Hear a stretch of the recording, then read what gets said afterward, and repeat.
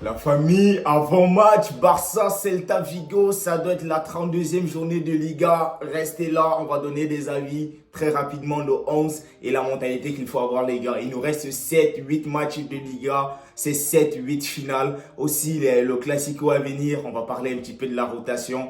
Et enfin les gars, on va parler aussi du match à venir face à l'Inter Milan, comment est-ce qu'il faut se comporter, la vidéo elle est sortie. Alors moi c'est Victor, la famille, j'aime le Barça, si tu aimes le Barça, j'aime Lamine Yamal, si tu aimes Pedri, tu t'abonnes, tu partages et voilà les gars, on doit faire une communauté. Il y a le lien de mon TikTok aussi en bas la famille, si ça vous intéresse, vous venez nous rejoindre, on est plus de 110 000 sur TikTok et ça va avancer. Alors très rapidement, le Celta Vigo c'est une équipe qu'il ne faut pas négliger. Pourquoi? Parce que là, il y a un futur Messi. Il y a un ancien Messi, je veux dire. Il y a un mec qui nous a traumatisés pendant des années. L'ère Coman, l'ère Bartomeu. Il y a un mec qui s'appelle Iago Aspas. C'est un mec qui se transforme en Messi lorsqu'il joue contre le Barça. On a des anciens Barcelonais aussi là-bas qui jouent à l'image d'un certain Oscar Mingueza. On a notre petit jeune de la Masia là aussi, les gars. Si vous trouvez, dites-le moi en commentaire. Qui joue au milieu de terrain. Aussi, c'était un jeune crack qui était sorti. Il avait joué en équipe première. Le Celta Vigo, c'est une équipe qui joue au football. Ça, il faut le savoir. C'est une très, très belle équipe. C'est-à-dire, balle au pied, ils jouent. De toute façon, en Liga, le niveau, maintenant, il est tellement évolué par rapport à celui du Real Madrid. Vas-y, je fais une blague. Mais vas-y, franchement, on a vu le match. Je me rappelle le match de Coupe du Roi. C'était le quart de finale de Coupe du Roi. Real Madrid-Celta Vigo. Pour ceux qui aiment juste regarder des grands matchs. Le Celta Vigo, c'est une équipe qui joue. Hein. Ils jouent bien. Et même contre nous en Liga, je pense que le match allait. On a soit fait un match nul, soit on a fait une défaite. Parce que je pense qu'on a joué à l'extérieur et c'est... Je pense non, on a perdu. Parce que je pense que c'est le match où Casado il prend un carton rouge à la 80e minute et en 10 minutes, on s'est fait prendre 2 buts, quelque chose comme ça. Et je pense que c'était en début du mois de novembre. Je pense que c'est le match qui a commencé la chute du Barça. Parce qu'on se reposait un petit peu trop sur nos lauriers avec nos 4-5-6-0. Alors la famille, Baldé qui est toujours blessé, Gérard Martin sur le côté, ça quand même, ça ne va pas bouger.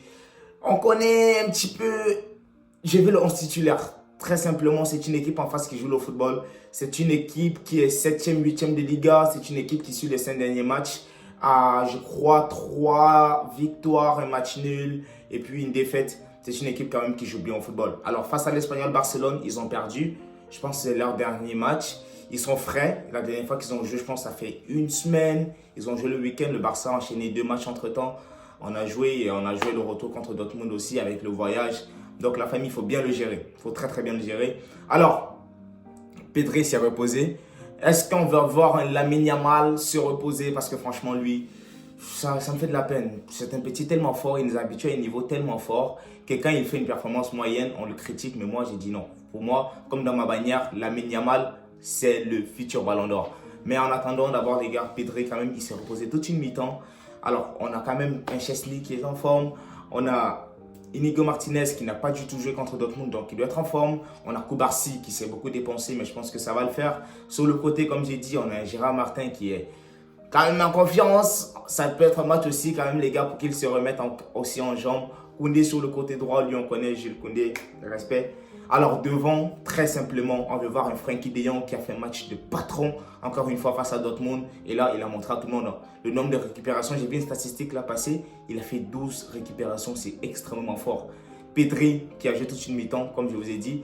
Pedri, on veut le voir, parce que lui, c'est le canaliseur, c'est lui, le régulateur du jeu, c'est Pedri.